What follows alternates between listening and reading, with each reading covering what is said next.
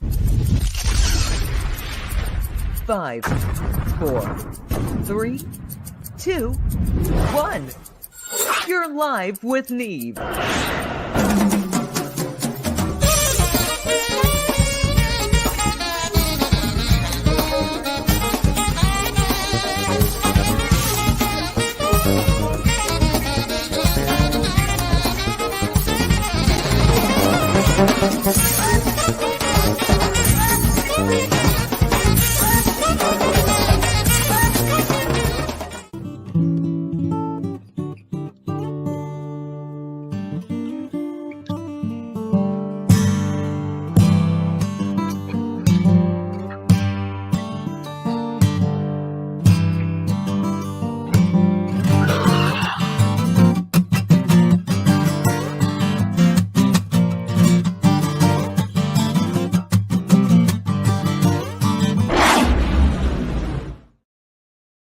Welcome, Earthlings. How's everybody doing? And happy Friday. We're here broadcasting from the east coast of North America outside beautiful New York City. I'm looking to the north. It's a great day.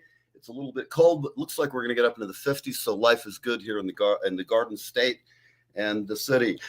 We have a great show today. I'm here as Art Blakey's ghost. I have my co-host, the lovely Sam Rourke.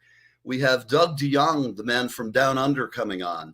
We have Mike Hatchett, the roadie of the century, who he should be getting a Grammy, a Life Century Award, man. The guy's seen everybody. He's worked with everybody, and he's here. And we also have a friend of mine who I've known for, now, I graduated in 93, so it's been a long time. And I learned a lot about the music biz, he was one of my teachers at one point. And I guess he's still one of my teachers, but we have the excellent and talented Bruce Marshall, who'll be with us in the next coming up sets. We have a bunch of folks. We got Irish here, so I'm going to bring on our usual folks here and say hello and good morning and what's happening in Detroit. Irish is missing, so it's Sammy. It's me and you, baby. Good morning. How is everybody? What's happening? It is going to be almost 70 degrees in Nashville today. It's supposed to be 68. So I woke up with a tune in my heart this morning. It has been cold down here. So you gonna play something at some point, or what? Are you just cold in general? Yeah, no. So I mean, it's just cold in general. And we're gonna get 70 degrees. I'm about to break the guitar out, get outside today. It's gonna be a good day. Excellent. And Detroit, when he gets back, we have Mr. DeYoung. I know he's down in Australia, which, let's think about it, means it's summer, so it's probably hot as balls there. Yeah, that's definitely on my bucket list now that I have enough friends and fans in Australia to go down and do walkabout, eat some fucking iguanas and all that cool stuff. I just want to go to the Australia Zoo. That's my one life goal that involves Australia because I'm obsessed with the Irwin family. I'm not obsessed in a creepy way. Maybe you should start stalking the younger Irwin. No, don't say the S word. They'll think I'm creepy and they'll never invite me. Oh, come on. You're nobody until you've had 2 or 3 stalkers. If anyone knows the Irwin family, tell them there's this lovely little girl from Kentucky in Nashville that will come serenade them if they let me clean up koala poop to pet the animals. Oh, yuck. Okay. Well, I think I can get you a better deal. Just let me do the negotiating. I'm willing to do any job. Just putting that out there. Yeah. So our Irish Detroit madman's gone. Today's guests, I'm just going to bring them all in because we're sitting here jabbering and let's just say hello. Get everybody involved. It's early morning. Hey, buddy. How's everybody? Look at all these guys. Good morning. Why don't you just tell everybody where you're coming from and what you're doing here and all that stuff, where you're from. Who wants to go first? You, Doug. Can you hear me okay? So welcome from Down Under. I just heard there on the intro there about does anyone know the Irwin family? I actually know the Irwin family, actually. So stop. There you go. We're going on the road, man. We're making a road trip. Send Mindy and Robert, my love. So anyway, Steve Irwin fan, and he's done some great things on this side of the world, Down Under, and also heard of something called the Sea Shepherd, Paul Watson? Yes. So long story short, they smuggled him in because he's actually was a wanted, I don't know if he still is a wanted man back then, for, ramming ships as you do to defend the whales. So I got the privilege to go. I was the entertainment for one of these underground seminar things. So anyway, that was so I got to meet Terry Irwin. All right. And That's anyway, she told amazing. me this story, very, very short story. She goes, "What's the only other animal in the world that has sex in a missionary style?" Think about it. This is not a You joke. got me on that one. I don't know. I guess I don't So run in those in Australia, circles. we have this thing called the echidna or the porcupine. Yes, Yeah. yes. Like so, It's the little The tiny. echidna. and so I said, "How the hell do you even know that?" And she said, I read she a used to lot. go to Steve Irwin and film this stuff. Echidna Right. porn is just bizarre. It's in China porn. You know, Yeah, you there's can't always make that something shit new. up. Hey man, you got to just Wow. roll. People have a variety of entertainment values these days that Stars Wow. isn't giving them, and they have to seek it out. And Right. remember, if it's not torture, if you can buy it in New York, so you know Pork we got up it all. porn. Hell, porn, man. Right. We'll have live porn in New York. They'll be renting a 16-person clusterfuck. You know? First person How much- echidna I got porn. a strange. I got Marilyn Manson in tonight, and he wants a 16 Mongolian clusterfuck and a camel. Can you accommodate Oh me? my lord! Let me Jesus tell you, man. Christ. What did I sign up for here?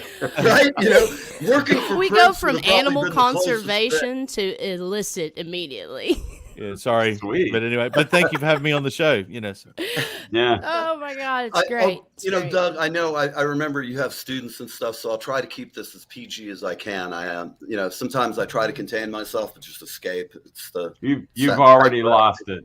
Neil. I believe me, I'm on my way to a full breakdown, man. It could happen You at any sailed moment. right past that shit. Might fold under questioning, you know. So we're all here. Everybody who's watching, there's a tremendous amount of musical wealth in this room, and I have to just say, I've known Bruce for 30 years, and he started playing. He's a little older than I am. Hatchet was doing this shit when I was like, you know, he's out in rock and roll with all these famous people, the people that now we look up to, and they're still selling. Hatch, you know, you're an amazing guy, and I did that spot yesterday really quick because I had some new software, and it made you look like it was like we were doing a big adventure movie for you. And for you guys who came on, I didn't have time. I was going to do a big involved thing, and I just did a test of concept for the ad that I ran. And from now on, that's a good thing for you watching. We'll be doing a lot more of that. We'll be able to stream, you know, we can stream video now, which is something we haven't been able to do. But it's cool, and I'm glad you're here. It's 10:10. Go ahead, Sam. Just ask some questions. See what's on your mind this morning. What would you like to ask these gentlemen? Oh goodness, there is so much talent in the room. I don't even know where to start.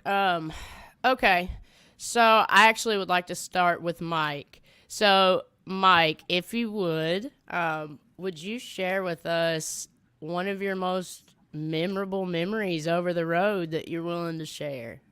Well, there's a lot of those here, but I've actually been writing a book for over 30 years that's entitled Still Doing Time, Road Tales, which is borrowed from a George Jones song he had once.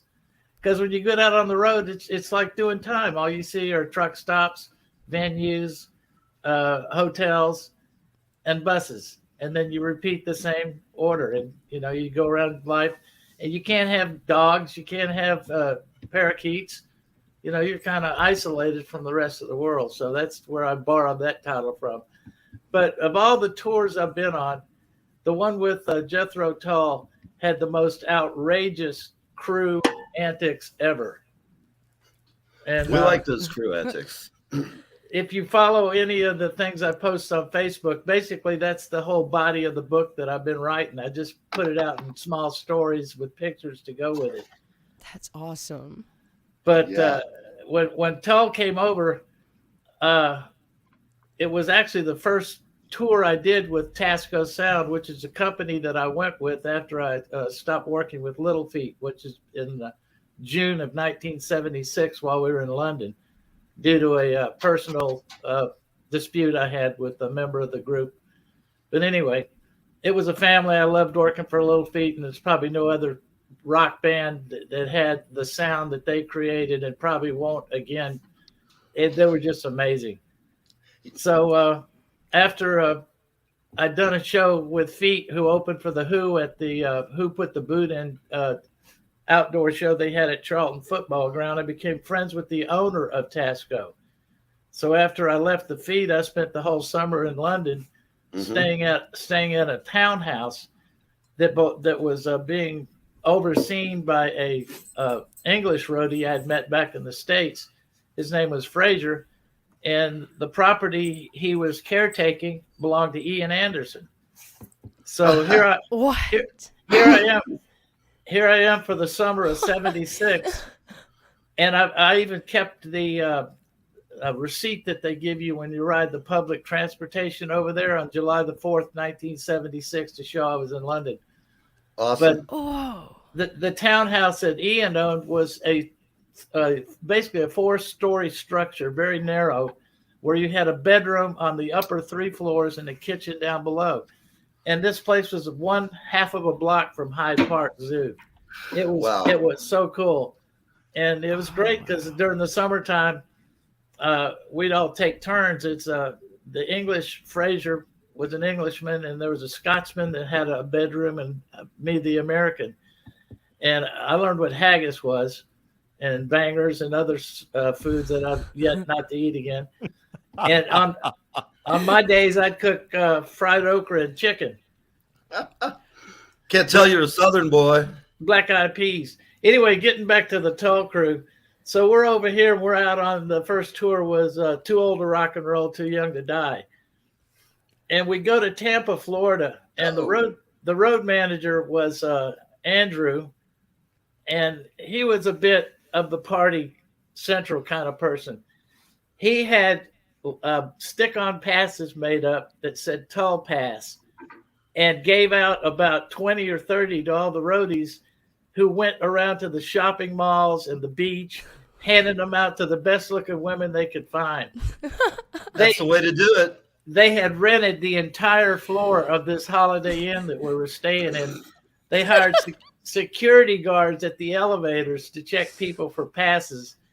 And the band, or, Andy, matched the figure of the amount we collected for the libations.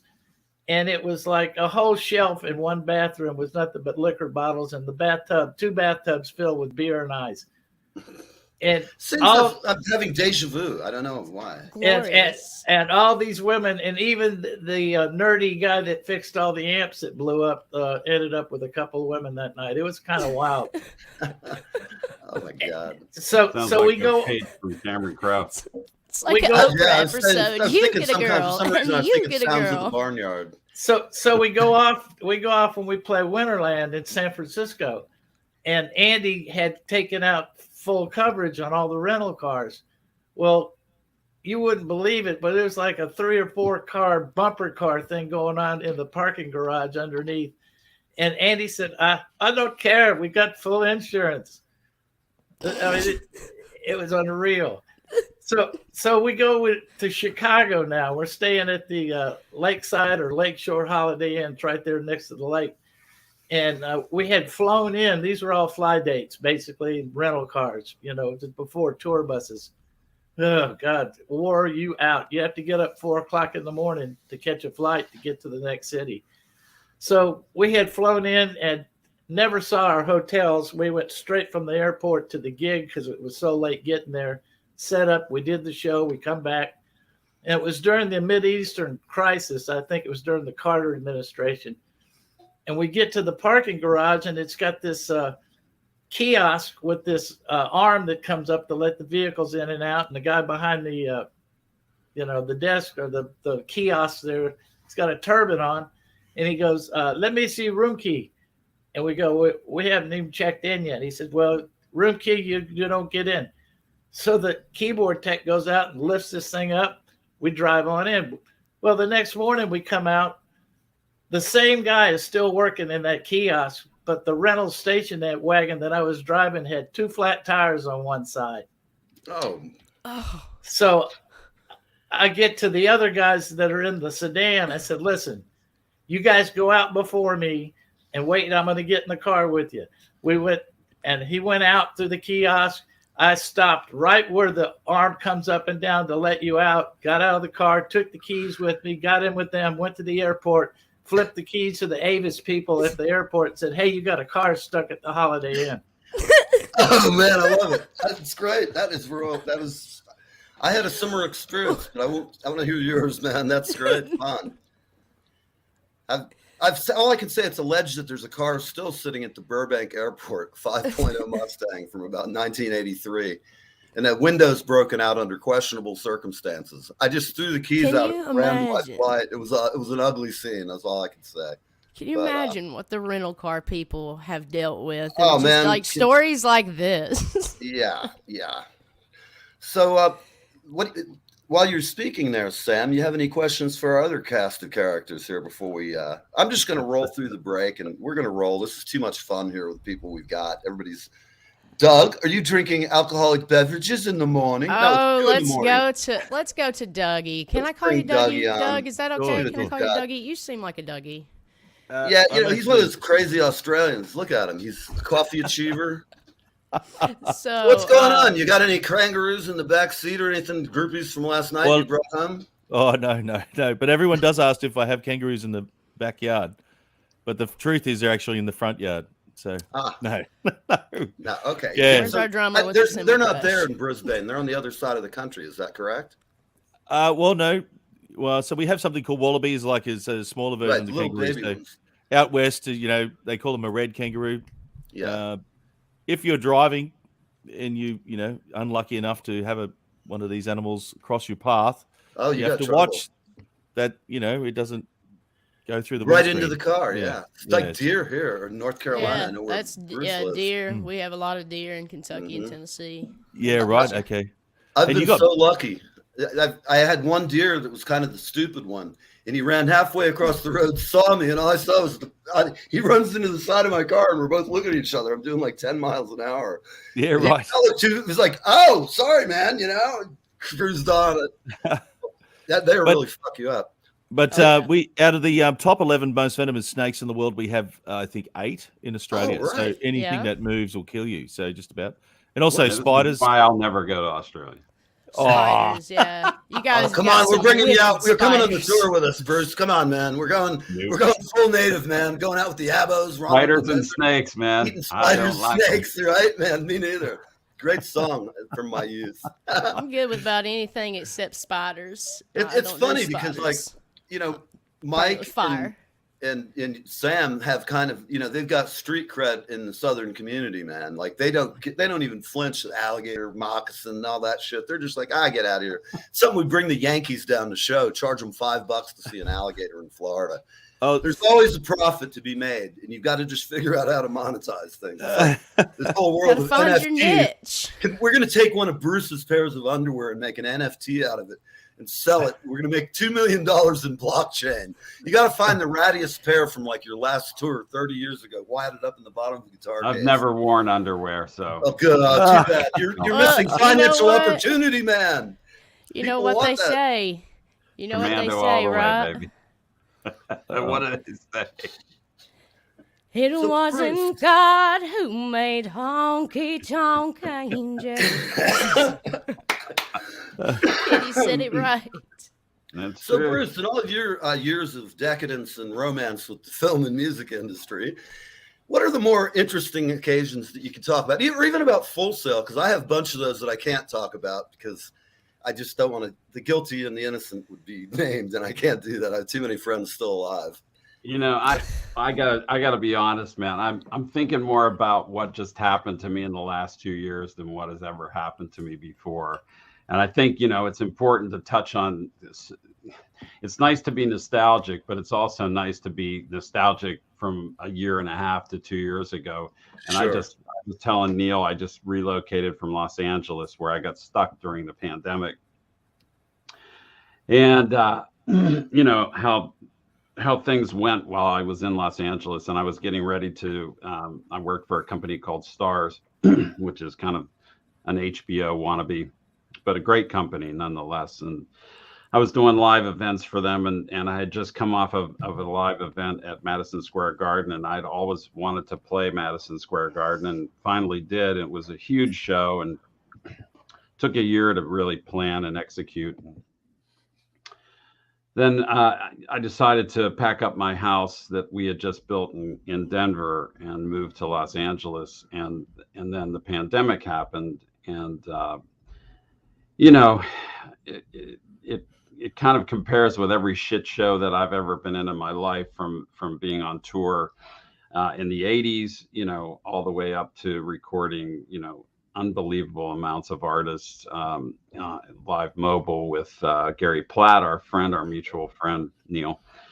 And, you know, coming off of this Los Angeles trip, man, I'd always wanted to live in Los Angeles, and we decided we would live at the beach during my tenure there, and then see what happened.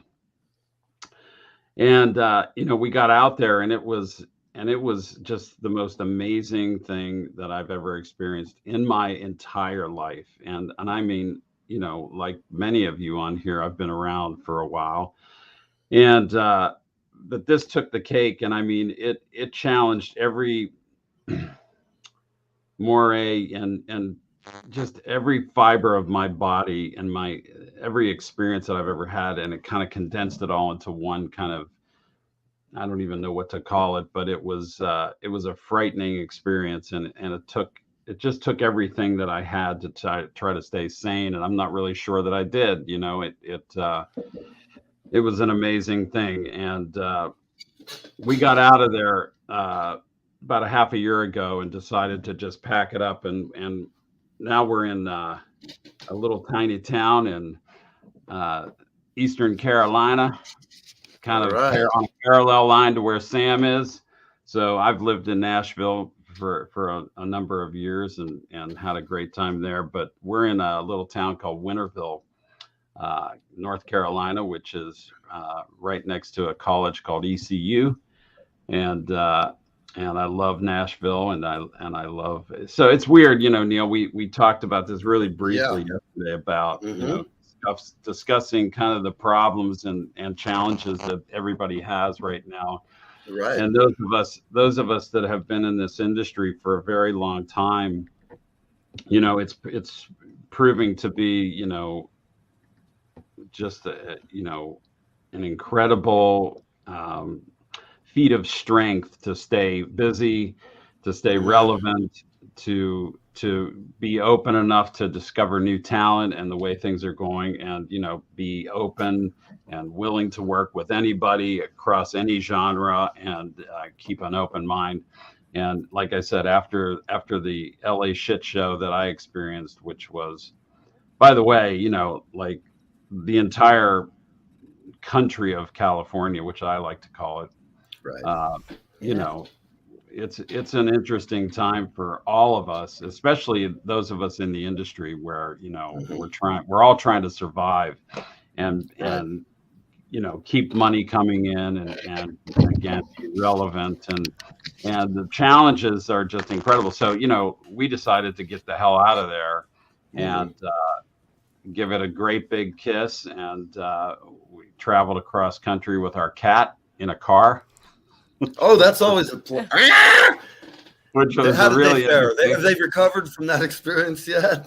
You know, it's funny, man. My cat, who is like from another planet, like most cats are, he's recovered and doing really well and loves his house here. You know, Excellent.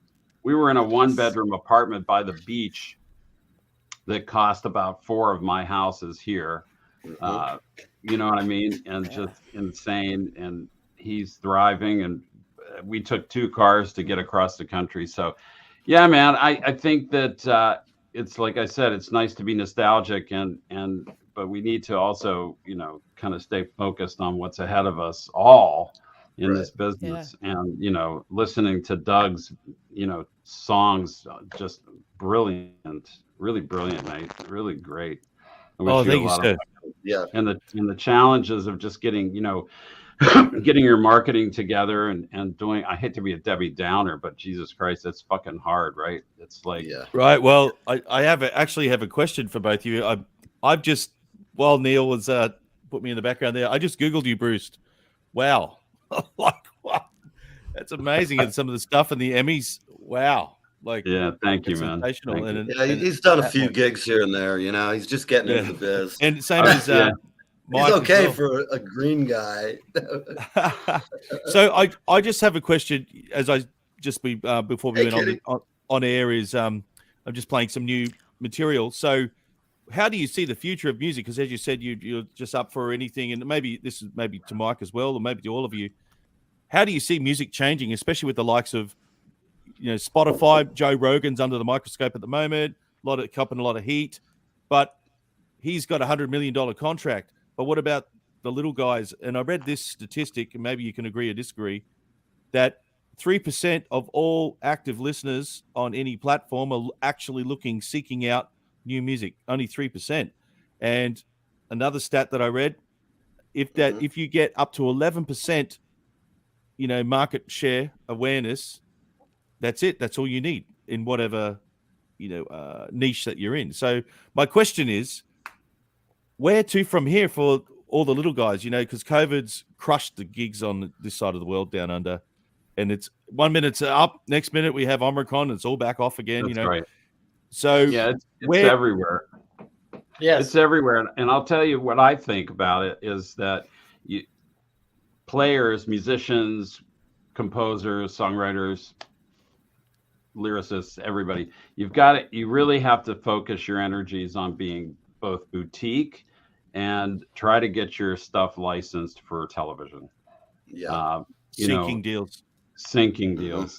It's the way you're going to make long-term money, because what's Spotify paying now? Nothing. Like It's Bitcoin. It's like yeah. It's so ridiculous. I think it's like 0.0005 cents. It's like right. Like it's, so that's get a small billion decimal point. get a billion streams and you'll make $5.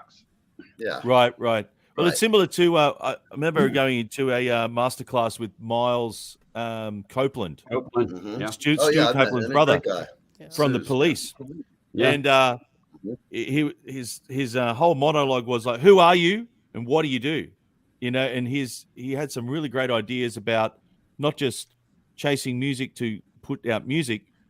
His business model was to look for advertising deals, as he did with the Police back in 1981 with sunglasses and got the blonde. So maybe similar to what you're saying, Bruce, is like the new multiple socials, because you turn on the television over here and there's like 65 free to air television stations, not to mention all the private shows like what we're on right now. So it's where do you start? How do you get in, make those inroads? Yeah, that's a tough one. I don't want to hog the air here, but I'll tell you, after being in the television business for the better part of my career,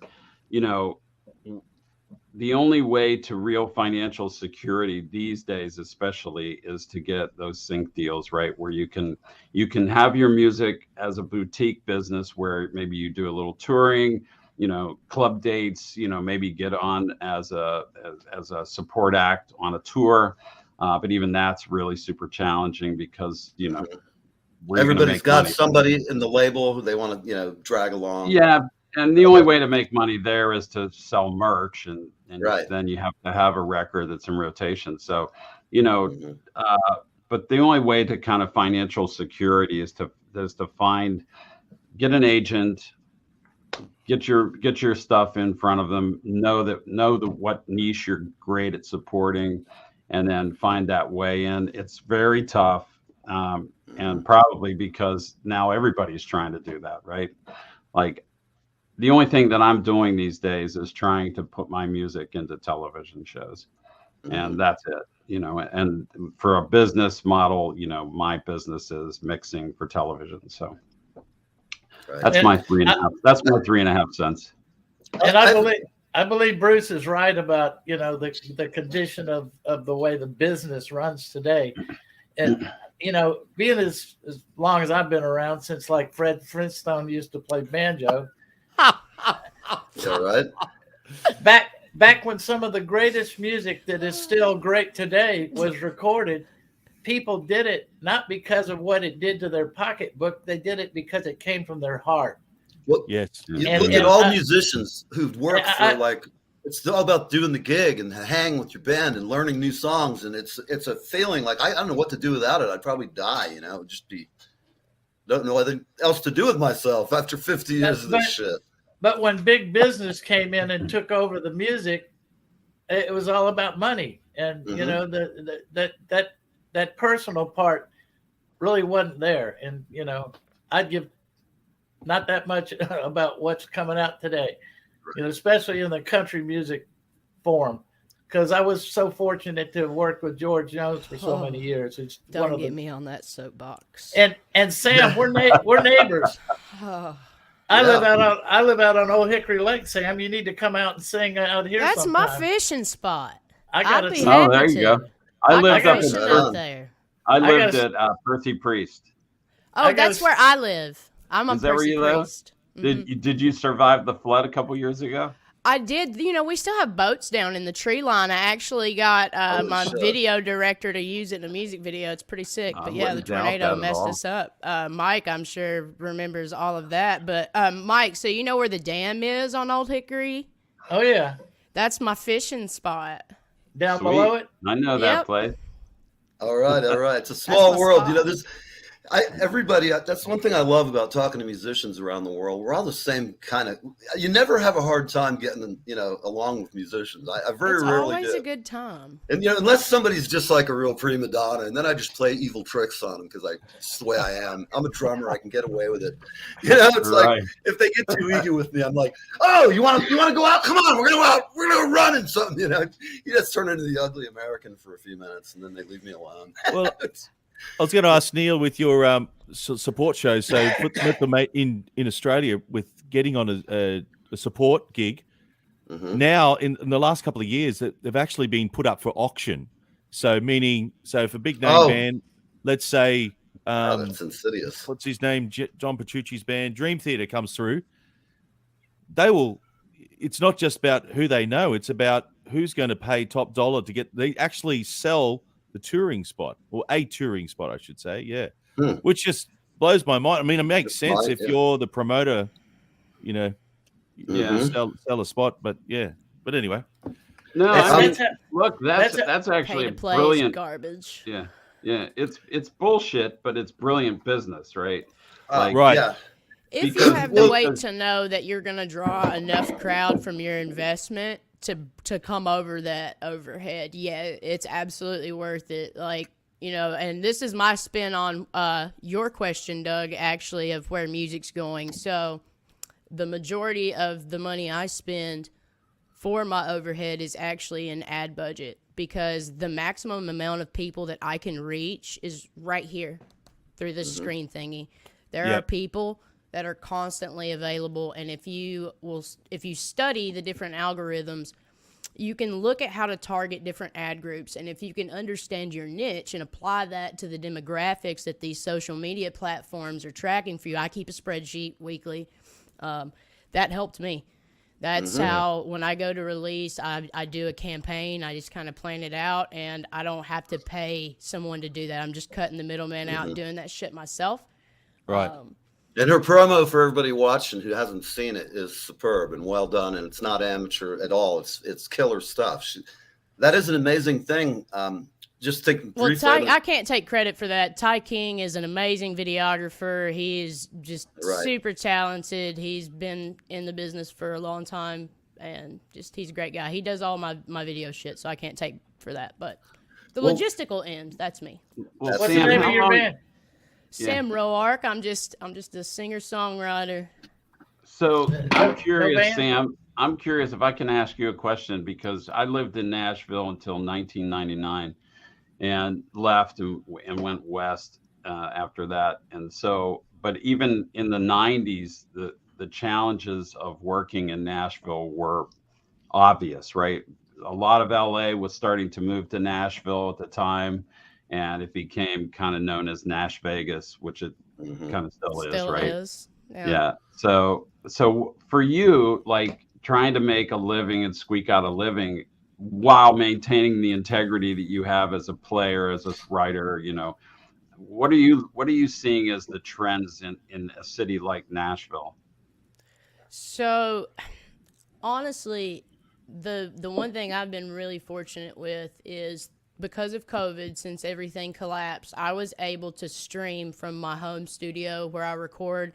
One of my now best friends, I got introduced to as a producer when I moved down here a couple years ago. His name's Sean Giovanni. He is incredibly talented. He has a beautiful studio called The Record Shop. He let me live stream from there, so I moved all of my venue shows to his studio. Mike, to answer your question, I used hired pickers because it's just cheaper for me to pay for them when I need them rather than, keep them on hand for everything. I do a lot of just solo acoustic stuff.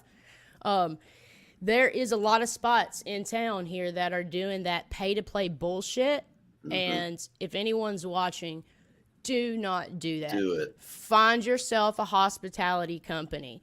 Yeah. Go get with them, make an appointment, audition for them, find yourself a spot, get yourself a 2, a 6, and a 10 p.m. and go rotate that shit and make your tip money. That's what we've been doing. But honestly, the way that I've really been able to pay my bills and make money has been an online presence. Just staying online. My Facebook platform is my largest. YouTube is my second largest. I'm branching into Instagram and that TikTok right now. It's so hard to make that transition because it's like made for the dumbest people. I hate to say that, Well, but there's another thing you got to keep in mind too. So there is a different audience for each platform. that's what I'm saying. So A lot of that crowd doesn't want to see old guys. My talking younger all audience day is long. going to be TikTok, Instagram, my, 30s to 60s are going to be on the Facebook platform, and YouTube's just kind of like a cover-all, Free-for-all.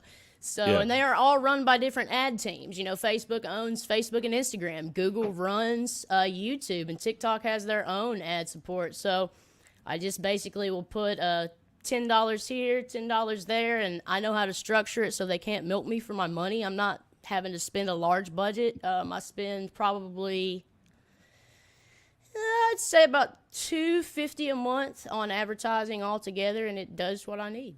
So, But do you have a social team, or are you doing all your She's social? it. I SEO everything. So Sean Giovanni, the guy I was talking about, he ended up becoming one of my closest friends and my mentor at the same time. And hi Patrick. Patrick's with an amazing band called Possum Junction. You guys should check him out. He's a beautiful Love vocalist it. and harmonica player. But anyway, we Sweet. toured together. He's going to skin a hog. God, that's so Tennessee. Isn't it? No, he's in love it. Indiana. That's where all the creepies are. No, I'm just kidding. I love you guys. Hey, listen, we were going to go to a break, but I want to go ahead and I want to show everybody from my iPad what some of Hatchett's film. I'm sorry, I'm drawing a blank. Doesn't happen often. It's a brain fart. At any rate, I'm going to just take a break and show everybody in Radioland some of Mike's stuff, a trailer that I had meant to really do it all, but I just got a new software package, so I just whipped this out in 5 minutes. But I think you'll really get it. We're going to talk to you, Mike. I know this conversation is long-winded, but we're just having a conversation, enjoying it. But folks, these shots were shot in the 70s, in the 80s, and the 60s, and they'll see people. The pictures you're about to see have never been seen except people who know Mike. So here we go. I hope you can see it and hear it. And if anybody out there has a publisher, send them my way. I'm gonna have to zoom in, Neil. Oh, this is easy looking. Right there.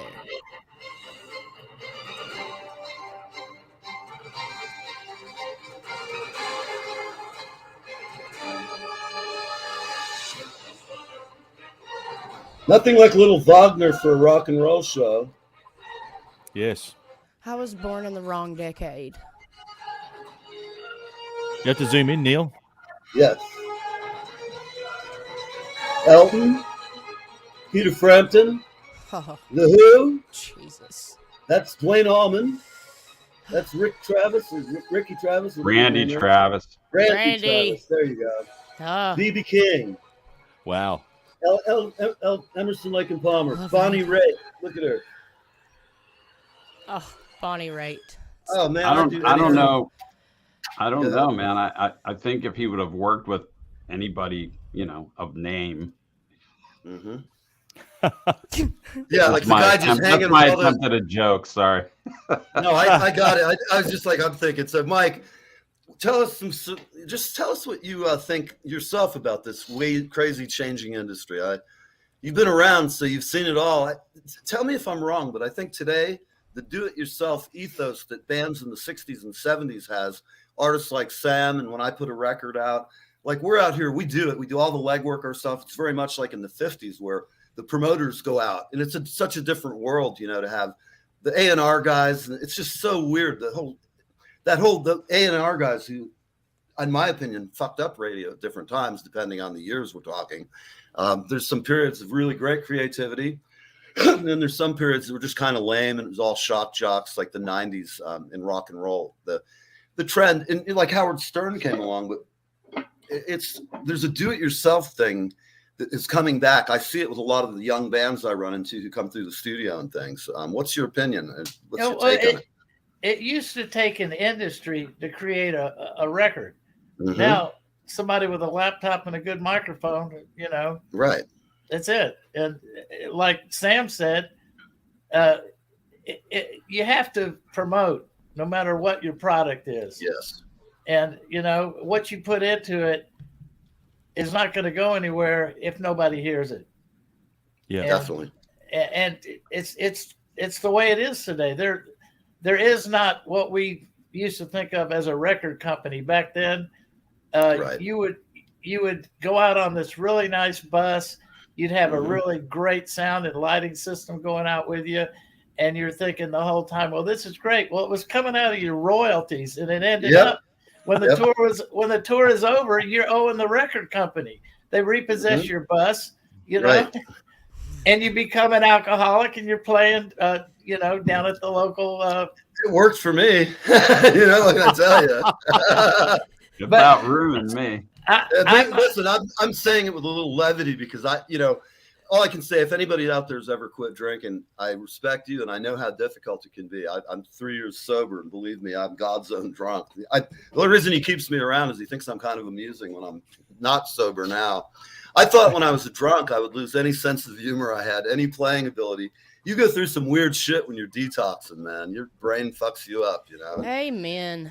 But boy, it feels so great. And I feel like most of the time, if you can get off it, you just feel so great. I mean, the difference, I have so much energy, and I don't know, I remember things I do. It's all helpful. So maybe for Mike, with your little intro video there, amazing. So Sensate, I'm glad to cross paths with you, sir. You would have actually played through every kind of medium of product. So that is vinyl, through to cassette tape, through to CDs, tracks. through to now everything. There's no physical medium. It's all on the freaking phone, so how did that happen? Like, I am forever an analog dinosaur. rock and roll. My house behind me, here, let me move out of the way, is a studio. Awesome.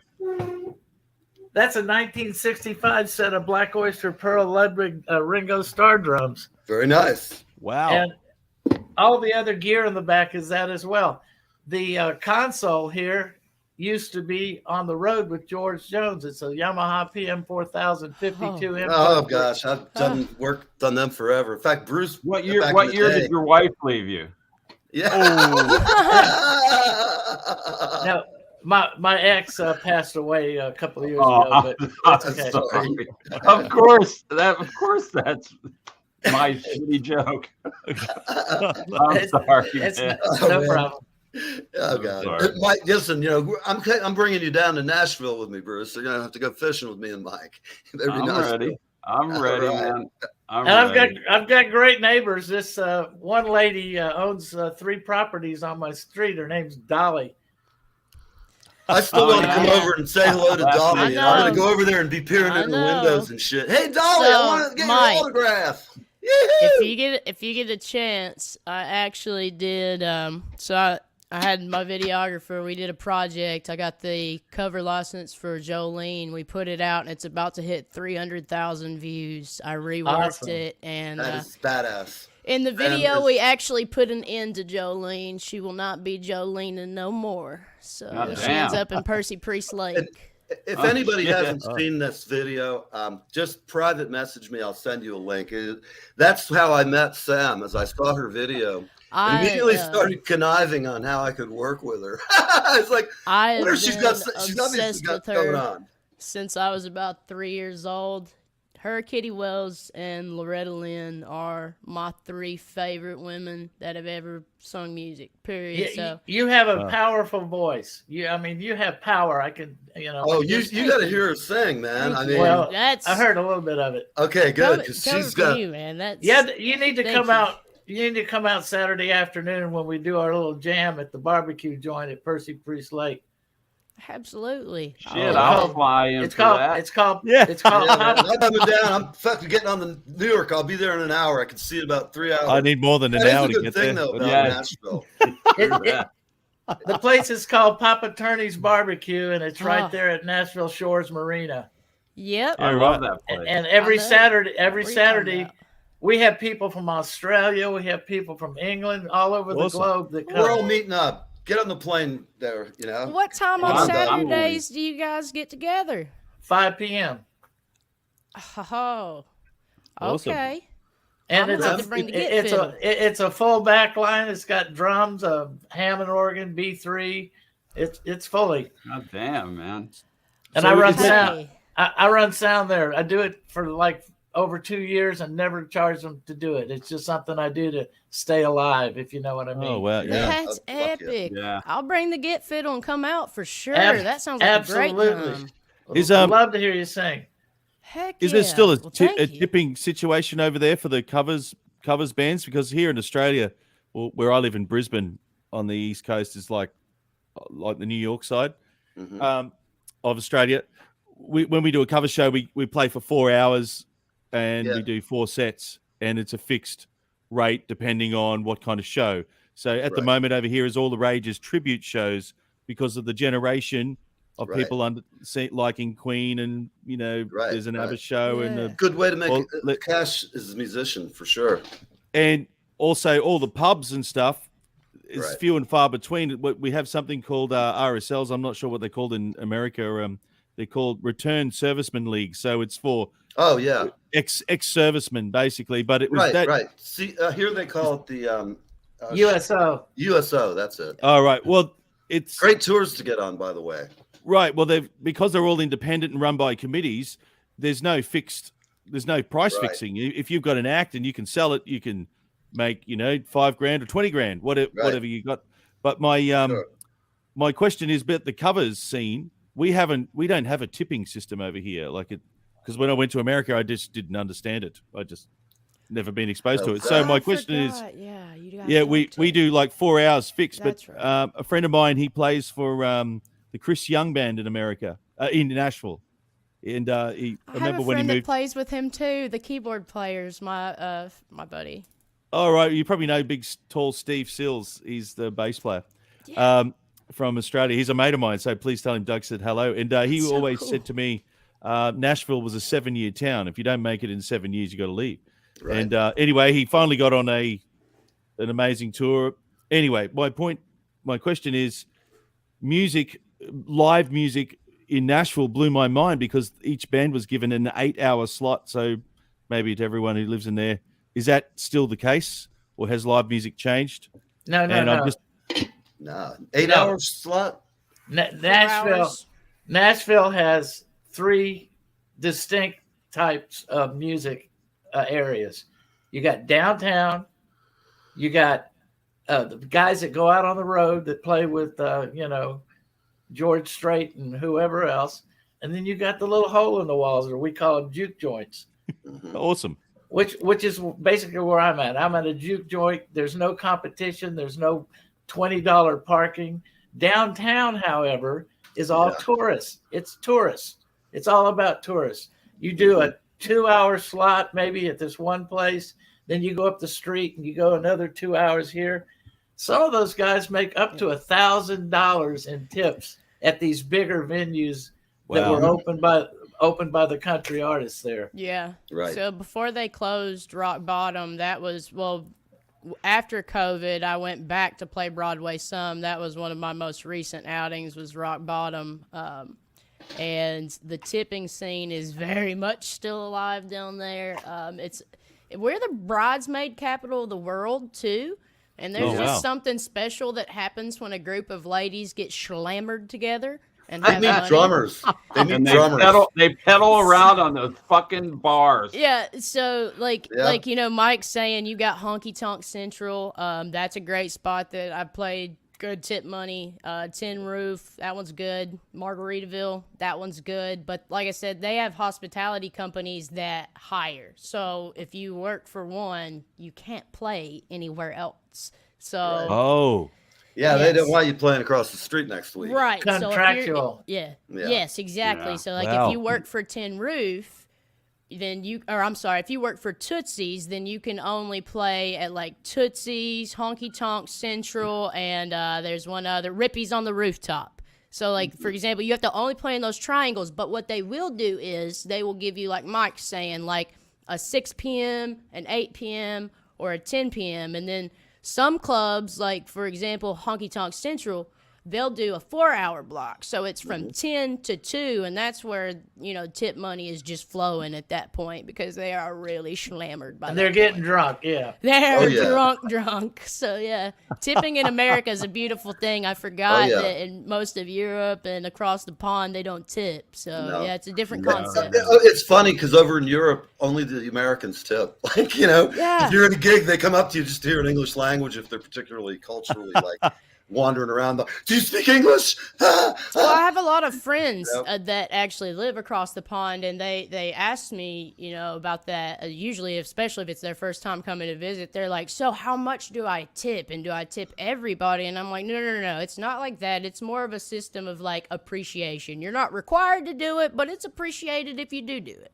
And if they're real good, they're worth tipping because everybody's got to make a living. I always tip. It's like the first scene in Reservoir Dogs. People watching at home, though, that the only exclusion is waitresses. Tip your damn waitresses. Damn they right, take man. care of you. Take care of them. Single women, and they're out there. They got kids. They got to work, man. Get hooked up with some scabby ass, low life, and it's hard life out there for people.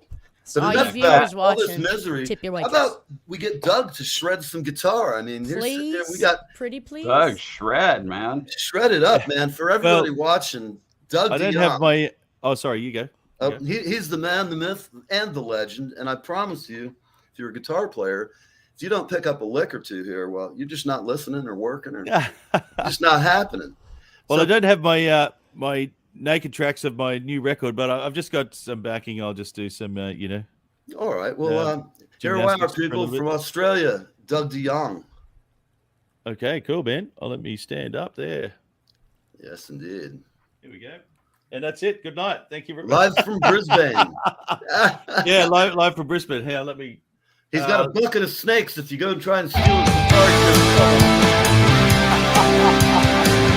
Can you hear me all right? Yeah, man.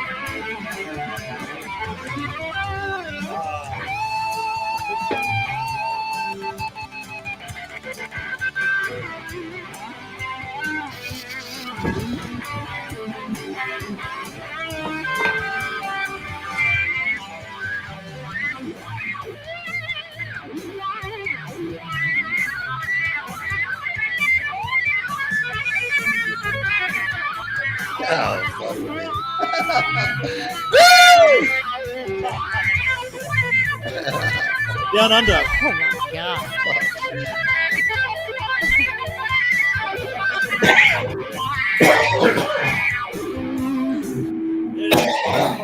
What I would like to play is maybe just a bit of my new record.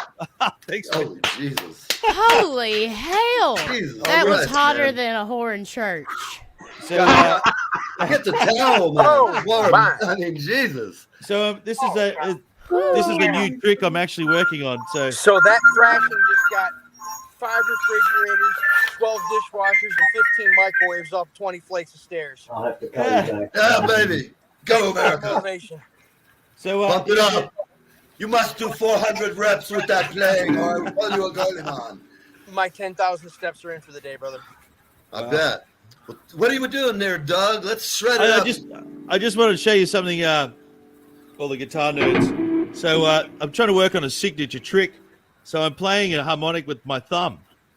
Right? Can you see that? Yeah, yeah. Whoop.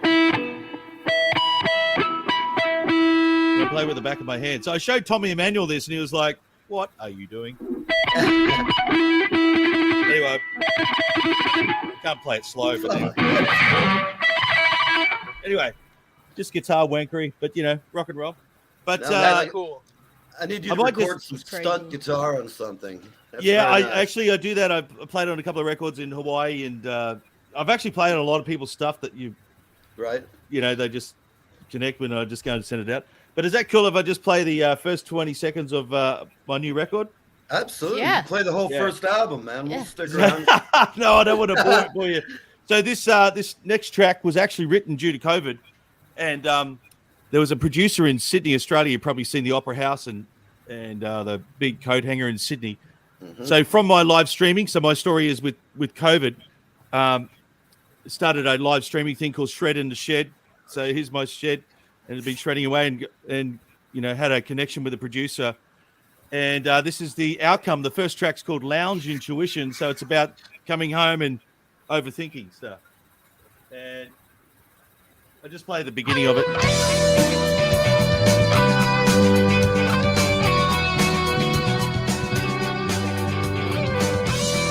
I like on times. It goes from 7 into 5.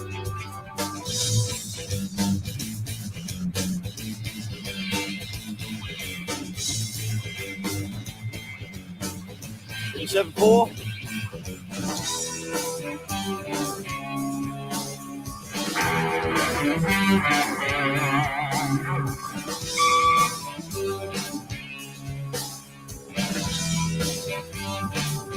And I'll just fast forward to the big, epic guitar solo bit. So here we go.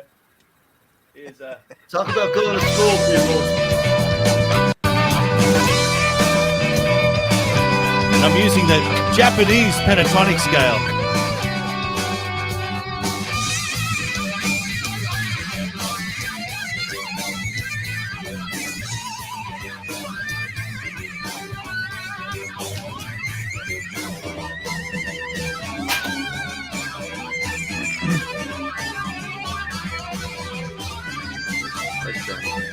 Double hands up.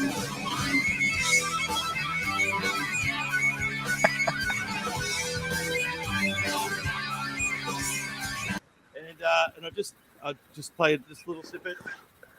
This one's called "Could I Be." And I played this just before.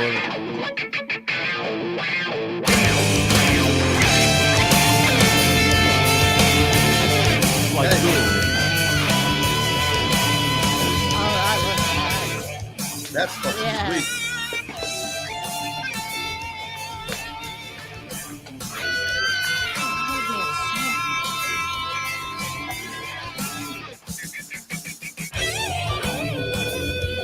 And a big Alan Holdsworth fan, so there's a couple Yeah. of Yeah, you can hear dissonance it, going man. on there. But Okay. and I'll play you one more riff of my third track, which I'm actually singing on, and I'll just keep it short. Play you the main For riff. everybody watching, hold on 1 minute, Doug. For everybody watching, we're going to have roll out with Doug DeYoung from Australia. We've had the inimitable Mike Hatchett, and we're going to have him back do a lot more photos and cool stuff.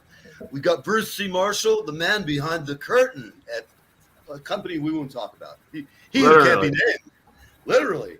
And I'm Neve, or Live with Neve, or whatever Kevin Sorbo calls me, Neve. So, bye. And Kevin, if you're out there, it's Neve today. Okay, so take it up. We're out of here. Just going out with Doug DeYoung, everybody. Nice meeting you all. Shred it up. Okay, cool, man. Cool. I'll, It's awesome to meet you're you on guys. the way out, brother. If you want to hang around, we'll be in the backstage afterwards. We'll be backstage lurking. Okay. sweet, man. There's some more shred. Some funk. Oh, nice. Oh, yeah.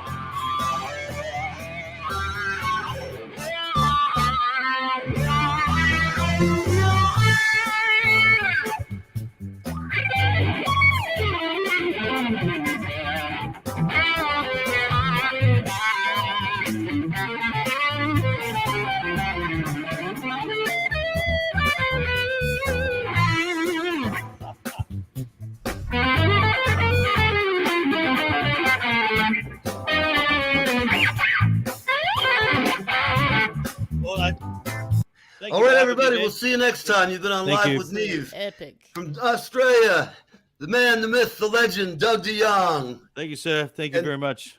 Our pal, Mike Hatchett from Nashville, who I hope to see soon.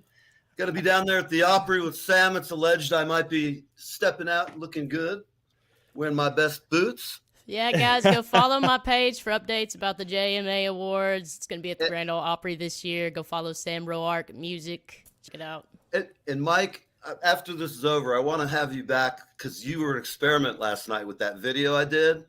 I literally just got the software yesterday and I put that montage together for you. But now that I kind of figured it out enough to do it, next time we come on, I'll have it all figured out how to transfer it into the show. And everything's a learning curve. I winged it today, and the show must go on. But I appreciate you coming on. Every time I look at your pictures, man, I'm knocked out, and I can't wait till you have a book out. That's awesome. Oh, hold on. We don't hear Mike. There he is. Hello. Now I hear everybody. My mic was muted. Yes. I haven't even scraped the tip of the iceberg of photos I have yet to scan. Awesome. I have all the negatives and slides. Oh, that's just great. I mean, I'm an old school photographer. Yeah. And what did you shoot back in that day? Nikon 35 millimeter. Okay. Manual I had a Canon camera. F1, my last good 35 millimeter camera, but that was a long time ago. Anybody out there that's good at getting publishing going, I'm wanting to do a coffee table book that basically, if you follow some of the things I post on Facebook, that's the book right there. Right. For years I've been doing this. Have you ever had any interest in? I'm sorry, Neil. Have you ever had any interest in doing a doc? Well, I know how to swim. Oh, documentary. I thought you were going to ask me if I knew how to swim. No, a duck.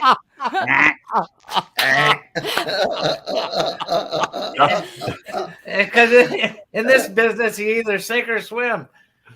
Oh, No, I think you should do a documentary. I think it'd be. I'd fucking buy it. Extraordinary. I Well, watch it Yeah. and buy it. I want you to go back to a life that we no longer do because everybody's so fast and it's all in this little thing you carry around in your pocket. To have a coffee table book. Yeah. I'd buy that too. yeah. I tell you what, man, I'm going to say some advice to you, man. If Bruce wants to talk to him about doing a documentary, because you've got the stuff to do it. And I'll tell you, there's nobody better on the planet than him to build it and make something really. I'd love to talk to you about. I mean, because you've got rock and roll you've got decades of stuff to talk about. This isn't just some sit down and as far as your slides, I mean, between us, this is all family kind of shit. We help you out, man. I'll get you I'll pay somebody to go to Kinko's, scan everything, or whatever we have to do to make it easy on you. Because a friend of mine just published a book, and it's his name is George Gurl. He works for Warren Zevon, and he's done 3 or 4 now of photo books like you've done. So there's expertise if you decide you want to do it. But for a video, he'll make something that'll be like Ken Burns, man, about rock and roll. In fact, Bruce, if you need any help with this, I'll do anything from, be a love slave at the studio to. Yeah, I mean, I'd love to talk to you about it. I think, it's a really fascinating era. I mean, I grew up in it. I was younger. I was, probably 5 years younger than I should have been if I would have gone to Woodstock. So, I mean, my friends, brothers and sisters were going to Woodstock and I was 5 years behind. So, I mean, to talk to a cat like you and go through your archives and things like that, I think it'd be really fascinating. I think it would. I think a lot of people would watch it because we do wax nostalgic, and I think it's a great story to tell about determination, working. What's up, Sam? The PA system challenges alone that you faced when you were out on the road are monumental. So this is what I got pulled to do. Yeah. You know what I mean? I don't think people really understand what it was like to be at Woodstock and the PA system that they use. For this shit. I can't keep doing. I was just looking at the PA, thinking of how many of those like dual 15 JBL cabinets I used to have to haul around. We had 4 18-inch subs, 4 2. For the voice of the theater bullshit, those Altec things. Why isn't your mic? I can't hear nothing you're saying. Can you hear me? You can hear me, obviously. For the people still watching, Mike, I just turned 30, and I would cut my arm off to even see personal memories from just some of the experiences you've had. Like, talking about Woodstock makes my brain want to melt. Like, I feel like I was born in the wrong decade so much, and my stepbrother was such a I'm going to be the first person to want to buy it. As soon as you find somebody to publish it, I want to buy it. If we're not already friends on Facebook, go ahead and friend me, and you can go back. There's a lot of stuff to see there. I'm gonna do it immediately after we get off here. Yeah, and then actually come out and sing tomorrow if you'd like. I will. Neil, do we have time for a quick ditty? We're not broadcasting. Go ahead, man. We're just here hanging. Sing a song, Sammy. All right, you're still alive according to the bumper up top. Oh, Lord have mercy. For all of you out there who watched me take off my headphones and I was just about to rip my clothes off. Gonna clear the room, man. But for all of you watching, I've been sitting here naked through the whole show, and I don't know, I feel strangely aroused now. I've never worn bottoms in my life, but I think I touched on that before. Isn't that the best part of COVID, man? I love going into a meeting and just having like my skanky underwears on, my running shorts or something. We had a guest come on the show, and I didn't know this, but Julie, my former co-host, she's talking, and we do the show, and afterwards we're shitting around like we are, and she goes, "Did you see that guy? He didn't have any pants on." And I went, "What?" I won't say the guy's name because he's pretty well known, and I was interviewing him. He was sitting back at a keyboard, a grand piano. Now, unbeknownst to me, I'm not looking at him relaxing. I'm looking at the camera and running shit. I get off and she calls me. She's like, "Did you see it? The guy didn't have any pants on." I went, "You mean like full Monty? I want to know. Inquiring minds need to know the facts, man." And she's like, "No, the guy, at any rate, it was interesting." So, Sammy, Shred. I know you can't do nothing with me. That's hilarious. Full Monty. I've never heard that. that's never. There's actually a movie called that. Actually, That is. It's a bunch of There those is. crazy I know it's Australians, I Monty think. Python and the Holy Grail. Okay. Let's hear Sam. Let's hear Sam. Nice. All right. see some So music, Sam. I'm I'll gonna shut up. play a folk ditty. Okay. Actually, mainly because Mike's got me feeling nostalgic on some Loretta. All right. Spring is just around the bend. Ain't no time to go, darling. Girl. Fields need plowing and the fence needs man. Ain't no time to go, darling. Stay with me a little while longer. Stay with me, baby, if you can. Stay with me a little while longer. Ain't no time to go, darling.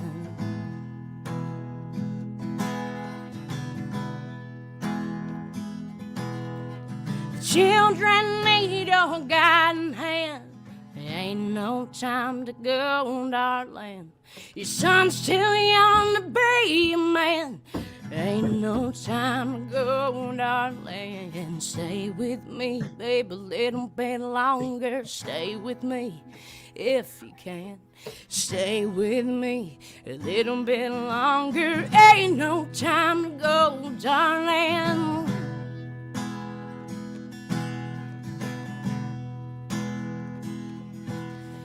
Now I know heaven's called your name. Let's ask the Lord if he'll please wait. Ain't no time to go, darling. I ain't as strong as you think I am. There ain't no time to go, darling. Now I'll be doing the best I can. Ain't no time to go, darling. Stay with me a little while longer. Stay with me if you can. Stay with me a little while longer. This ain't no time to go, darling.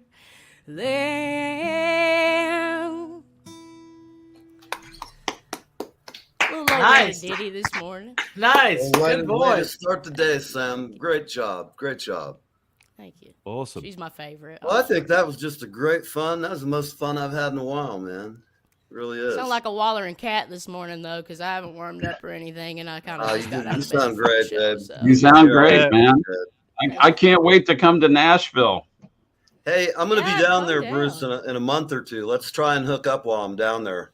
You know Yeah, what? Joe's If you're really gonna do that, let's definitely make plans because Yeah. I'm gonna come and hang out with Adrian Oh, great. because he lives. Well, if you could, I would never strong arm you, but if you happen to tell him about a cool show, that would love to have him. I'd love to have him. Yeah, well, he's But around. we'll see what happens if we go to Nashville.